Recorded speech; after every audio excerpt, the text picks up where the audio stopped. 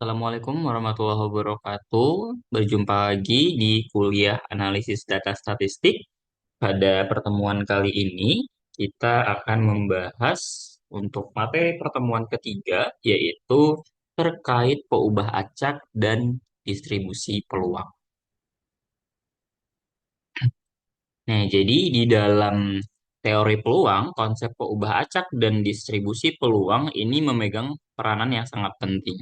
Gitu. Sebelumnya kan sudah kita bahas ya di pertemuan sebelumnya terkait materi peluang bahwa peluang sampel adalah suatu himpunan atau set yang kita simbolkan dengan S yang memiliki anggota semua titik-titik sampel. Nah, pengertian ruang sampel ini sangat diperlukan untuk konsep dasar dari si peubah acak. Ya, jadi ketika kita ingin mendefinisikan peubah acak, maka konsep dari si ruang sampel ini tadi ini menjadi dasar untuk kita mendefinisikan pengertian peubah acak ataupun random variable dan juga fungsi distribusi peluang. Ya, jadi peubah acak itu sebenarnya adalah suatu fungsi yang mengangitkan suatu bilangan real pada setiap unsur dalam ruang sampel. Nah, peubah acak ini biasanya dia disimbolkan dengan huruf besar ya. Nah, misalkanlah seperti X. Nah, sedangkan nilainya itu dinyatakan dengan huruf kecil padanannya yaitu X kecil. Nah, sebagai contoh, ketika kita punya dua buah bola dan diambil, ya jadi kita mau mengambil dua buah bola gitu ya, tanpa pengembalian dari kantong yang isinya itu adalah empat bola merah dan tiga bola hitam. Nah, kalau kita misalkan Y ini menyatakan jumlah bola merah yang diambil, maka Y kecilnya yang mungkin dari peubah acak ini itu adalah seperti ini. Kalau nilai Y-nya itu dia 2, artinya kedua bola yang diambil itu berwarna merah. Kalau nilai Y-nya itu 1, ya, maka ada dua kemungkinan. Ya, bola pertama yang diambil itu warna merah dan yang kedua hitam. Dan kemungkinan yang kedua, yang pertamanya yang terambil itu adalah hitam dan yang keduanya itu adalah merah. Nah, kemungkinan terakhir dari percobaan tersebut adalah ketika Y-nya 0. Artinya tidak ada bola merah yang terambil. Jadi ruang sampelnya itu adalah si hitam dan juga hitam. Gitu ya. Jadi M di sini menyatakan bola merah dan H menyatakan bola hitam. Nah, jadi kita punya bagaimana si distribusi dari percobaan yang kita lakukan. Nah, jadi sebenarnya seperti apa konsep dari peubah acak ini? Nah, tadi sudah disebutkan ya bahwa peubah acak ini itu adalah sebuah fungsi yang memetakan hasil dari percobaan acak menjadi nilai numerik yang tidak diketahui sebelumnya tetapi akan diketahui setelah percobaan dilakukan. Seperti contohnya tadi ya. Tadi kan ruang sampelnya itu ada dia berupa huruf-huruf ya. Untuk percobaan tadi, ruang sampelnya itu kan dia adalah MM. Nah, kemudian ada MH, lalu ada HM, dan juga ada HH. Nah, ketika tadi kita transformasi ke dalam bentuk eh, nilai ya, maka tadi kita menjadi punya nilainya itu dia 2 1 1 dan 0 gitu. Nah, jadi sebenarnya ya dengan kita melakukan transformasi tadi ini akan membantu kita ketika kita ingin mempelajari lebih dalam gitu ya terkait si konsep dari distribusi peluangnya gitu ya. Karena kalau misalnya kita hanya punya bentuknya huruf, ya maka sebenarnya kita nggak bisa melakukan apapun terhadap operasi matematika gitu ya. Nah, makanya kita penting sebenarnya untuk mengubahnya ke dalam bentuk angka. Nah, jadi percobaan acak itu tadi kan merupakan sebuah proses yang mana dia menghasilkan suatu hasil yang tidak pasti. Seperti contohnya kalau misalkan kita melempar sebuah koin, maka hasilnya itu bisa berupa angka ataupun gambar. Ya, tapi kita nggak tahu secara pasti bahwa yang akan muncul itu akan angka atau gambar. Nah, jadi kita tidak bisa mungkin untuk memprediksi sebelum kita melakukan percobaan. Jadi ketika percobaan sudah dilakukan, barulah kita tahu apa hasil yang muncul? Apakah angka atau gambar? Nah, jadi peubah acak ini sebenarnya digunakan untuk mengubah hasil dari percobaan acak seperti contohnya yang ini tadi ya ke dalam sebuah bilangan ataupun nilai numerik sehingga nanti kita bisa melakukan perhitungan-perhitungan seperti ya menghitung peluang gitu ya.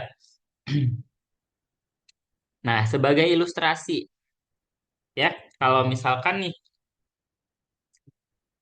katakanlah saya melempar sebuah koin sebanyak 10 kali. J itu kita nyatakan sebagai kalau misalkan yang muncul itu adalah gambar dan A itu kalau misalkan yang muncul itu adalah angka. Nah, jadi dengan 10 kali percobaan ternyata diperolehlah ruang sampel hasilnya itu sebagai berikut ya. Pelemparan pertama munculnya angka. Dilempar lagi muncul angka. Dilempar lagi ternyata yang muncul gambar. Begitu seterusnya percobaan dilakukan sampai percobaan yang ke-10 ternyata menghasilkan gambar. Nah, setelah kita punya ruang sampel dari 10 percobaan ini, sebenarnya kan ya kita nggak tahu ini biasa diapain lagi ya. Kita nggak bisa melakukan perhitungan kalau misalkan hanya menggunakan huruf-huruf. Gitu. Nah, jadi salah satu cara yang bisa kita lakukan itu tadi membuat sebuah aturan sederhana, yaitu mentransformasi huruf ini dengan ke suatu bilangan numerik. Nah, jadi untuk hasil dari percobaan ini tadi ya, ruang sampel ini sebenarnya bisa kita transformasi ke berbagai bentuk ya, sesuai dengan yang kita butuhkan ya. Nah, kita bisa melakukan yang pertama transformasinya kita misalkanlah bahwa X ini menyatakan mempunyai nilai satu kalau yang muncul adalah angka, kemudian nilainya 0 kalau misalkan yang muncul adalah gambar. Nah, jadi hasil percobaannya tadi itu bisa kita ringkas dengan dua hasil, yaitu X-nya sama dengan satu kalau misalkan muncul dia angka, kalau misalkan munculnya gambar kita buat dia sebagai X sama dengan nol. Nah, jadi hasil dari yang 10 tadi itu bisa kita tulis sebagai berikut ya. Ada satu satu nol satu nol nol nol satu satu nol ya. Angka, angka, gambar angka, gambar gambar gambar, angka angka gambar. Ya, hasil hasil yang sebelumnya tadi di sini. Ya, di slide sebelum. Nah, jadi sebenarnya setelah tadi kita mentransformasi tadi ya, ini tadi kita memisalkannya sebagai X-nya sama dengan satu atau X sama dengan nol ya. Nah, tetapi kita bisa juga sebenarnya memisalkan bahwa X ini menyatakan sebagai jumlah angka yang muncul dalam 10 kali pelemparan yang sudah kita lakukan. Nah, artinya apa? Ketika X-nya sama dengan nol berarti di sini tidak ada angka yang muncul. Nah, kemudian kalau misalkan X-nya sama dengan satu, artinya hanya ada satu angka yang muncul dalam semua pelemparan tadi, itu.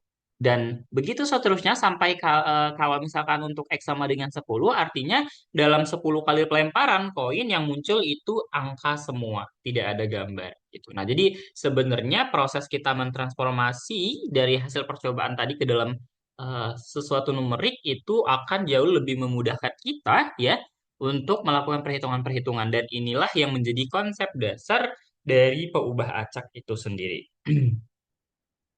Nah, jadi pertanyaannya sebenarnya kenapa sih kita harus melakukan hal tersebut gitu ya? Nah, alasan utamanya sebenarnya karena memang ya hal yang kita lakukan tadi mentransformasi tadi itu memungkinkan kita ya untuk menjawab pertanyaan-pertanyaan terhadap suatu proses acak dalam matematika. Ya, misalkan gini. Pada proses acak melempar 10 kali koin yang tadi ya dan menggunakan konsep dari peubah acak ya katakanlah tadi kita punya peubah acak X ya. Nah, maka kita bisa menyatakan ya beberapa pertanyaan dalam bentuk yang lebih ringkas. Misalkan seperti ini. PX sama dengan 2. Artinya pertanyaannya adalah berapa peluang mendapatkan tepat dua angka gitu. Atau PX kurang dari 4. Nah, pertanyaannya itu sebenarnya adalah berapa peluang mendapatkan kurang dari 4 angka. Dan ketika misalkan PX sama dengan satu, artinya ya pertanyaannya adalah berapa peluang mendapat lebih dari satu angka. Nah, jadi dengan kita melakukan transformasi konsep pengubah acak tadi, sebenarnya kita bisa meringkaskan pekerjaan kita ya dari segi menulis dan juga nanti akan tentunya berpengaruh pada perhitungannya gitu. Nah, jadi ketimbang kita menulis panjang-panjang, sebenarnya kan kita bisa langsung ya tentukan nilai dari PX sama dengan 2. Artinya apa sebenarnya? Ya, pertanyaannya sama sebenarnya ini, hanya saja beda cara kita menyampaikannya. Kalau di sini melalui kata-kata, di sini cukup dengan P, X sama dengan 2. Seperti itu. Jadi tujuannya sebenarnya ya untuk memudahkan kita. Gitu ya. Nah, kalau misalkan kita tidak menggunakan konsep dari pengubah acak tadi, ya, pertanyaannya itu akan menjadi seperti ini, ya, lebih panjang ya. Eh, Peluang mendapatkan tepat dua angka jika kita melempar 10 melempar koin sebanyak 10 kali. Atau tadi pertanyaan yang kedua, peluang kita mendapatkan kurang dari 4 angka jika kita melemparkan koin sebanyak 10 kali. Jadi terkesan lebih banyak gitu ya kata-katanya yang sebenarnya kita bisa meringkasnya dengan membuat sebuah konsep pengubah acak tadi ya. Nah, jadi pengubah acak ini sendiri juga dibagi menjadi dua ya. Ada yang namanya pengubah acak diskrit dan pengubah acak kontinu. Nah, apa perbedaannya? Kita akan bahas.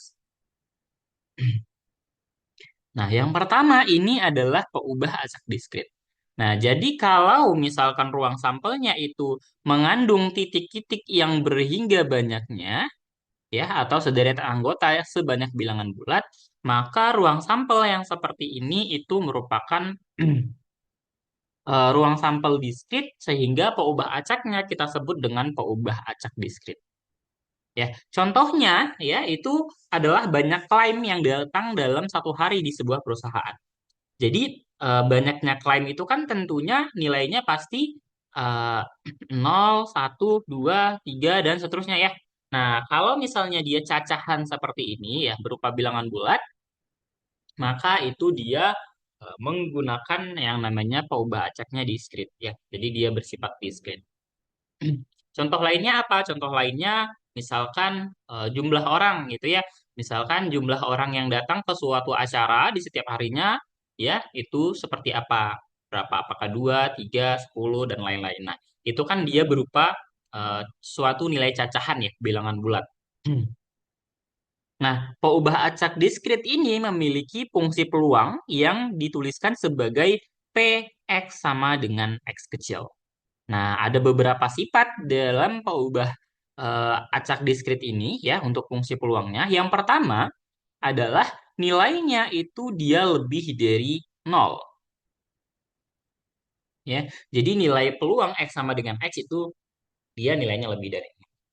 Kemudian penjumlahan dari semua nilai X yang mungkin itu adalah satu ya. Karena peluang itu kan totalnya harus satu ya. Jadi penjumlahan dari semua peluang untuk setiap X itu adalah satu. Kemudian yang kedua, peluang bahwa X itu ada di antara A dan juga B itu sama saja dengan peluang X kurang dari sama dengan A dikurangin peluang X kurang dari sama dengan. Jadi ini peluang X sama kurang dari sama dengan B dikurangin dengan peluang X kurang dari sama dengan A. Nah, kemudian eh, untuk fungsi distribusi kumulatifnya, ya kita punya fx. Fx ini menyatakan peluang bahwa x itu kurang dari sama dengan x. Ya, atau sama aja dengan sigma penjumlahan untuk setiap ft ini, atau sebenarnya sama aja dengan sigma penjumlahan untuk setiap t yang kurang dari sama dengan x dari si p x ya, atau ya peluang X sama dengan X-nya ini gitu ya. Untuk nilainya yang kurang dari sama dengan X. Kita lihat contohnya. Nah, suatu pengiriman 20 komputer PC yaitu ke suatu toko mengandung 3 yang cacat. Bila sekolah membeli 2 buah komputer ini secara acak, nah carilah distribusi peluang banyaknya yang cacat. Oke, jadi kita mau tahu bagaimana distribusi peluang dari banyaknya yang catat. Jadi kita bisa memisalkan X ini sebagai peubah acak dengan X itu adalah kemungkinan banyaknya komputer yang cacat yang dibeli oleh sekolah tersebut. Jadi kalau misalkan X-nya itu sama dengan nol, artinya tidak ada yang cacat gitu ya. Nah, karena tadi katanya dia hanya membeli dua buah komputer, berarti kemungkinannya hanya tiga. Yang pertama yaitu adalah P0 atau peluang X-nya sama dengan nol. Artinya yang pertama ini tidak ada yang cacat gitu ya.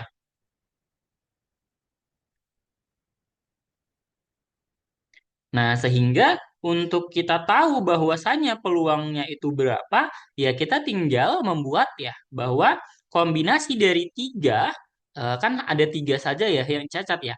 Nah, kita karena kita mengambilnya secara acak, maka kita di sini menggunakan konsep kombinasi ya. Nah, artinya kita mengkombinasikan nol yang cacat dari tiga yang cacat ya, kombinasi 0 dari tiga. Nah, itu kita kalikan dengan kombinasi 2 dari 17. Nah, kombinasi 2 dari 17 ini maksudnya apa? Karena tadi ya dia hanya membeli dua buah komputer, artinya ketika tadi nolnya itu dia tidak ada yang cacat, berarti kan dia membeli dua yang tidak cacat. Ya. Nah, yang tidak cacat itu kan sebenarnya ada 17 ya. Yang tidak cacat itu berarti tinggal 20 dikurangin 3 karena hanya 3 yang cacat yaitu sebanyak 17. Nah, jadi kita menggunakan kombinasi 2 dari 17. Nah, ini kita bagi dengan kombinasi 2 dari 20 ya. Jadi kombinasi 2 dan dari 20 ini merupakan apa? Merupakan semua kemungkinan ruang sampelnya ya atau banyaknya anggota dari si ruang sampelnya. Jadi kita hanya karena tadi kita memilih dua secara acak dari 20 ya. Nah, maka dengan kita menghitung ini nanti diperoleh nilainya itu 68/95. Jadi peluang bahwa tidak ada komputer yang cacat itu adalah 68/95. Nah, kemudian eh, P1 atau ya peluang bahwa X-nya itu bernilai satu dalam artian bahwa dari dua komputer yang dibeli oleh si sekolah tersebut ada satu yang cacat. Berarti kejadiannya adalah kombinasi satu dari tiga ya karena ada satu yang cacat dari tiga yang cacat kita kali dengan kombinasi satu dari 17 ya. Jadi satunya tidak cacat dari 17 yang tidak cacat itu. Nah, ini masih kita bagi dengan apa? Kombinasi 2 dari 20. Jadi kita tetap ya, eh, si ruang sampel S-nya adalah kombinasi 2 dari 20. Kenapa? Karena kita asumsinya di sini membeli dua komputer dari 20 komputer yang ada secara acak. Seperti itu. Nah, maka kalau dihitung ini ternyata nilainya adalah 51/190. Jadi, peluang bahwa satu komputer dari dua komputer yang sudah dibeli oleh sekolah tersebut itu ternyata cacat adalah sebesar 51/190. Oke, kemudian yang terakhir adalah P2 ya, atau ya PX-nya sama dengan 2. Ya, PX-nya sama dengan 2. Artinya peluang bahwa kedua-dua komputer yang dibeli oleh sekolah tersebut itu cacat. Ya, jadi dua-duanya yang dibeli itu cacat. Maka untuk menghitungnya berarti kita mengkombinasikan 2 dari 3 komputer yang cacat itu dikali dengan kombinasi 0 dari 17. Artinya nggak ada yang tidak cacat ya karena dua-duanya itu cacat. Nah, ini dibagi dengan sama kayak tadi kombinasi 2 dari 20. Nah, hasilnya adalah 3/190. Nah, jadi kita sudah tahu nih peluangnya untuk X sama dengan 0, X sama dengan 1, dan X sama dengan 2.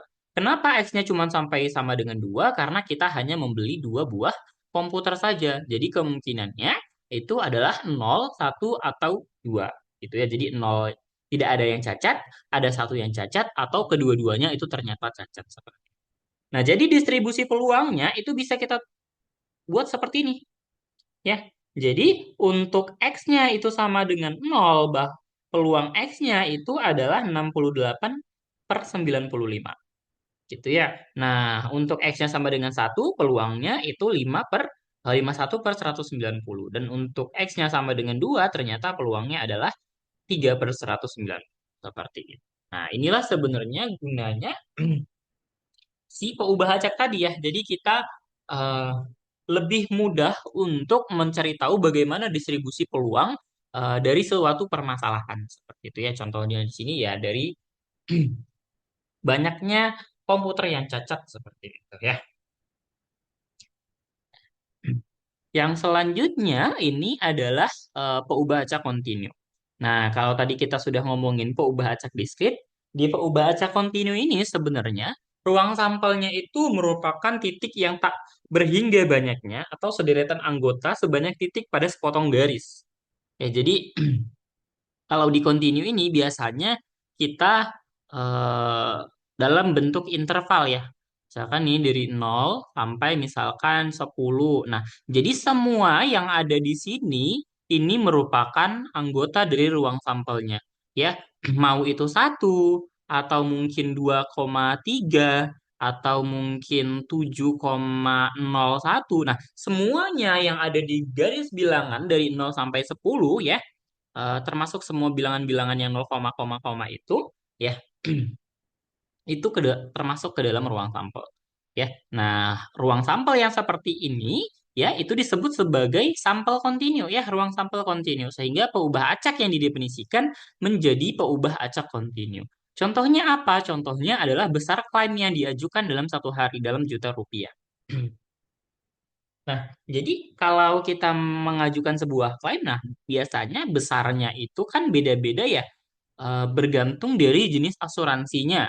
Ya, mungkin contohnya kalau kita ngomongin masalah asuransi kendaraan, ya kendaraan mobil, ya. Nah, ketika terjadi klaim gitu ya, nah besar klaimnya itu kan beda-beda ya. Artinya kerusakan dari setiap mobil itu kan beda-beda. Bisa aja pemegang polis yang pertama ya, katakanlah si A gitu ya, dia kerusakannya hanya sebesar misalkan 1 juta gitu ya.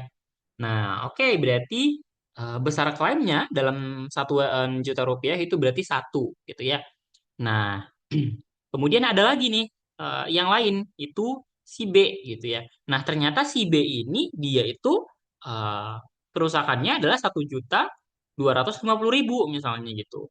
Oke, berarti besar klaimnya itu adalah 1,25 dalam juta rupiah seperti itu. Nah, jadi dia tidak cacah lagi seperti di kasus diskrit ini tadi.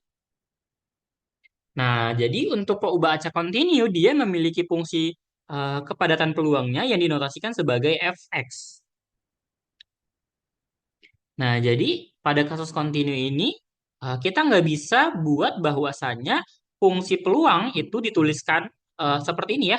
Jadi dia dituliskannya hanya dalam bentuk fx seperti ini, bukan sebagai peluang x sama dengan x gitu. Karena di sini dia itu titik pada peubah acaknya itu adalah nol, gitu ya. Jadi maksudnya peluang bahwa ada di titiknya, misalkan peluang di titik 10 itu tuh nilainya adalah 0. Ya. Nah, beberapa sifat dari si peubah acak kontinu ini, yang pertama itu adalah bahwa Vx itu nilainya lebih dari 0. Jadi untuk setiap X itu peluangnya itu pasti lebih dari 0. Kemudian integral dari min tak hingga sampai tak hingga fx dx itu sama dengan 1. Artinya jumlahan peluang itu dia sama dengan 1. Nah, ketika kita mau tahu berapa peluang bahwa X itu ada di antara A dan B, maka tinggal kita integralkan dari A sampai B, fungsi si fx-nya itu tadi, fungsi peluangnya, diintegralkan terhadap X ya, yaitu dx. Nah, untuk fungsi distribusinya itu didefinisikan sebagai peluang X besar kurang dari sama dengan X, yaitu integral dari min tak hingga sampai X dari fungsi peluangnya dalam bentuk variabel T, gitu ya, yaitu ft dt. Nah, kita coba lihat contohnya ya. Misalkan besar laba dari investasi suatu perusahaan dalam ratusan juta rupiah itu berkisar antara min 1/2 dan juga 1/2. Laba positif adalah untung, sedangkan negatif adalah rugi. Ya, jadi perusahaan itu bisa saja mengalami kerugian, ya, artinya labanya negatif, ya atau yang kedua ya dia untung, yaitu labanya positif. Nah, anggap bahwa besar labanya positif negatif itu tidak akan melebihi nilai 50 juta rupiah. Nah, kalau si Y di sini itu menyatakan peubah acak laba yang diperoleh perusahaan dari sebuah tuh investasi, tentukanlah yang pertama, A, peluang bahwa perusahaan memperoleh laba dari minus 25 juta sampai dengan 20 juta. Oke. Kemudian yang B itu peluang bahwa memperoleh untung lebih dari 20 juta rupiah. Dan yang C itu adalah fungsi distribusi FY-nya atau fungsi distribusi dari laba yang diperoleh oleh perusahaannya. Nah, kita lihat ya pertama kita definisikan fungsi peluangnya bahwa peluangnya itu bernilai 1 untuk Y yang ada di antara min setengah dan juga setengah. Ya, tadi dikatakan bahwa di sini peluangnya labanya itu berada di antara min setengah dan setengah. Nah, kemudian untuk nilai yang lainnya berarti peluangnya itu adalah nol ya atau fx fy-nya itu nol ya. Ini harusnya y ya karena dia dalam perubahan acak y. Nah, untuk yang poin A tadi kita pengen tahu peluang perusahaan memperoleh laba eh, dari minus 25 juta sampai 20 juta ya. Nah, perhatikan dulu di soal dikatakan bahwa kerugiannya itu dia tidak akan melebihi 50 juta rupiah. Nah, jadi eh, dan tadi dikatakan juga bahwasannya perusahaannya ini dia dalam ratusan juta rupiah ya. Nah, berarti ya kalau misalkan dia 25 juta, ini berarti nilainya sama saja dengan 0,25 ratus juta ya. Kemudian kalau 20 berarti 0,20 ratus juta. Nah, berarti pertanyaan yang A itu adalah apa? Peluang bahwa labanya itu ada di antara minus 0,25 dan juga 0,2. Nah, ini sama saja dengan peluang bahwa Y-nya itu kurang dari 0,2 dikurangin dengan peluang bahwa Y-nya kurang dari sama dengan min 0,25. Nah, sehingga bisa kita hitung ya nilainya. Karena dikatakan tadi di sini dia kurang dari 0,25 dan nilainya itu hanya ada di antara min 0,5 dan juga 0,5, maka untuk nilai yang kurang dari 0,5 itu dia adalah nilainya 0 ya. Dan untuk yang eh, berada di antara 0,5 sampai dengan 0,2 itu nilainya 1. Nah, sehingga ya hasil integral dari yang 0 ini itu kan dia adalah 0 ya. Kemudian hasil dari yang satu di sini diintegralkan itu adalah Y. Untuk nilai Y-nya itu dari 0,2 dan min 0,5. Nah, kemudian kita kurangkan dengan yang ini juga sama ya, dia nilainya 0 karena dia kurang dari 2,5. Kurang dari 0,5 ya, min 0,5.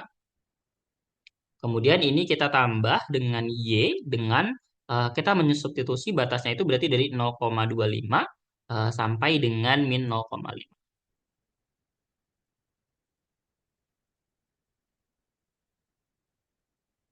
Ini berarti 0,25 min 0,5. Nah, kalau dihitung berarti itu harusnya adalah 0,2 ditambahin 0,5 ya dikurangin dengan ini 0,25 ya kemudian dikurangin dengan jadi ditambah ya 0,25. Oke.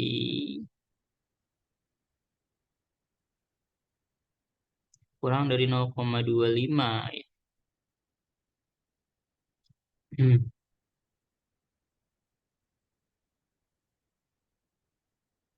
ini harusnya sebentar. Sepertinya ada salah penulisan di sini. Ini 0 ya. Integralnya ini adalah Y. Kita masukin 0,2 dikurangin min 0,5 ditambah ya jadinya ya. Kemudian yang ini tadi nilainya 0, masukin Y-nya 0,25. Kemudian ditambah ya, ditambahin dengan 0,5 ya. Harusnya jadinya dia oke, kita perhatikan ya di sini ya. Eh,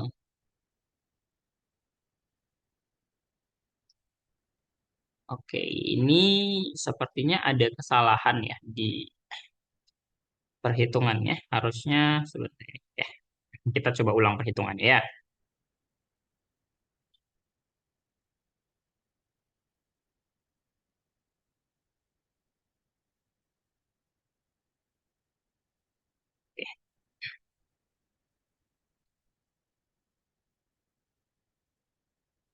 Nah, di sini tadi kan kita punya ya bahwasannya peluang bahwa X ada di antara A dan B itu tinggal integral dari A sampai B fx dx-nya ya.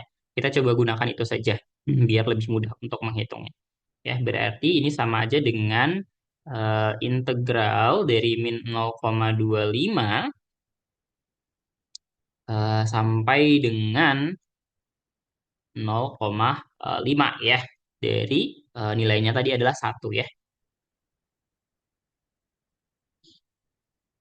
DY. Berarti sama aja dengan Y. Y dimasukin nilainya 0,5 dan min 0,25 yaitu sama dengan 0,5 ditambah 0,25 yaitu 0,75 ya. Ini salah ya. Perhitungannya. Harusnya yang benar itu adalah seperti ini ya. Kita bisa memanfaatkan langsung sebenarnya rumusan peluang dari A sampai B ini tadi.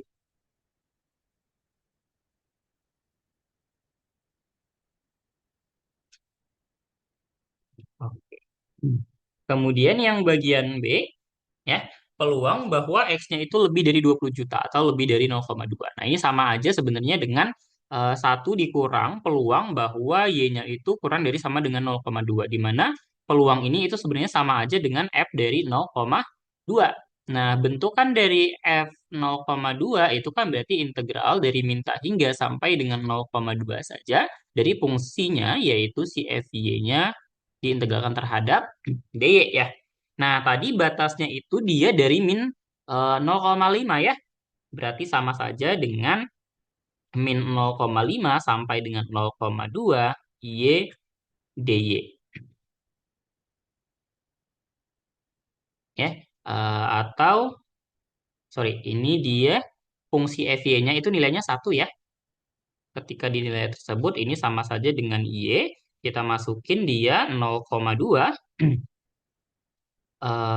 Kemudian 0, min 0,5 ya ini sama saja dengan 0,2 ditambah 0,5 atau sama dengan 0,7. Nah, artinya 1 dikurang 0,7 itu hasilnya adalah 0,3 ya. Jadi peluangnya adalah sebesar 0,3. Nah, lalu bagaimana fungsi distribusinya ya? Untuk fungsi distribusinya, ingat FY itu kan dia berarti secara umum adalah integral dari minta hingga sampai dengan Y, FY dy. Nah, untuk yang dia di bawah min 0,5 maka nilainya jadi 0. Nah, sehingga hanya integral dari min 0,5 sampai Y ya dari 1 dy atau sama aja dengan eh, kita masukkan nilainya menjadi Y ditambah 0,5. Nah, artinya apa? Artinya FY-nya itu adalah bernilai 0 kalau kita punya Y-nya itu kurang dari min 0,5. Kemudian Y ditambah 0,5 kalau misalkan si Y-nya itu ada di antara min 0,5 dan 0,5 dan bernilai 1 kalau Y-nya itu lebih dari sama dengan 0,5. Seperti itu. Ya. Jadi dengan adanya pengubah acak ini sebenarnya kita bisa lebih mudah untuk memperhitungkan peluang dari suatu permasalahan. Oke, materinya cukup sampai di situ saja. Ini ada beberapa soal latihan ya. Kita coba lihat. Soal yang pertama adalah Diketahui suatu fungsi sebagai berikut. Ya, Px sama dengan K per X plus 1 untuk X-nya sama dengan 1, 2, 3, dan 4. Tentukan nilai K sehingga Vx-nya ini merupakan fungsi kepekatan peluang. Oke, kalau tadi kita mau tahu bahwasanya Px ini suatu fungsi kepekatan peluang, maka syaratnya tadi adalah salah satu syaratnya itu sigma dari untuk setiap X dari si Vx-nya itu dia sama dengan 1.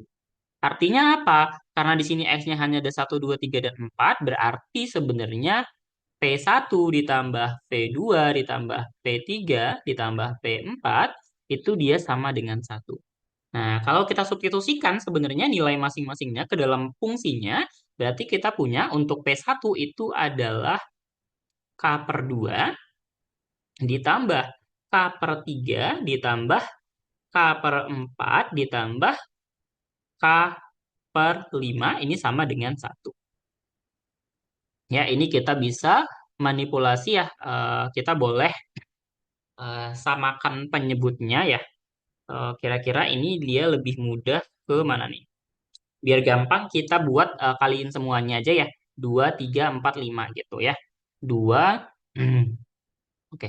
Sebenarnya kalau 2 sama 4 itu kan dia satu ini ya. Berarti kita buat 2, 4 dan juga 5. 3, 4, dan 5 ya. Berarti 3 kali 4 kali 5 itu adalah 60. Nah, kita buat per 60. Nah, berarti untuk si 2 ini berarti dia dikali dengan 30 ya. Berarti ada 30K ditambah kalau si 3 berarti dia 20K. Kalau si 4 berarti dia butuh 15 ya. Berarti 15K. Kalau si 5 berarti butuh 12 tambah 12K. Nah, ini sama dengan 1. Artinya ini semua penjumlahannya berapa? 30, 20, 15, dan 12 berarti 50, 77 ya. Nah, berarti 77K itu sama dengan 60 ya. Ini kita tinggal kali silang. Berarti K-nya itu nilainya haruslah 60 per 77. Seperti itu. Ini latihan yang pertama. Kemudian latihan yang berikutnya. Nah, ini nanti latihannya untuk Anda yang mencoba ya. Jadi lamanya seseorang mengantri suatu minimarket itu dianggap sebagai suatu perubahan acak kontinu dengan bentuk peluangnya seperti ini ya. Alpha E pangkat min X per 5 untuk X-nya lebih dari 0. Dan 0 untuk yang lainnya. Nah, yang pertama tentukan nilai alpha sehingga fx ini merupakan fungsi densitas peluang dari eh, si perubahan acak X-nya berarti ya. Kemudian tentukan pula CDF-nya. Oke, berarti yang pertama ini ya, katakanlah ini poin A ya.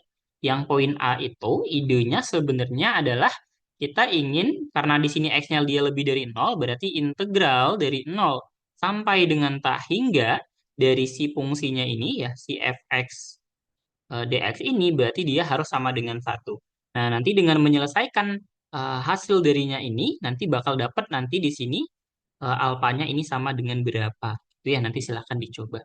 Kemudian dikatakan tentukan pula CDF-nya. Nah, kalau kita mau CDF itu kan berarti tinggal kita menghitung fx ya. Fx itu adalah apa? Integral.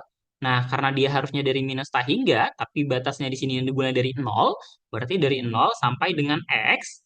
Nah, nanti ini berarti kita tinggal pakai ft dt ya. Nah, nanti setelah didapatkan si alfanya dulu, baru kita bisa menghitung si CDF-nya. Oke, kemudian yang selanjutnya untuk yang bagian B, peluang bahwa seseorang mengantri antara 6 sampai 8 menit.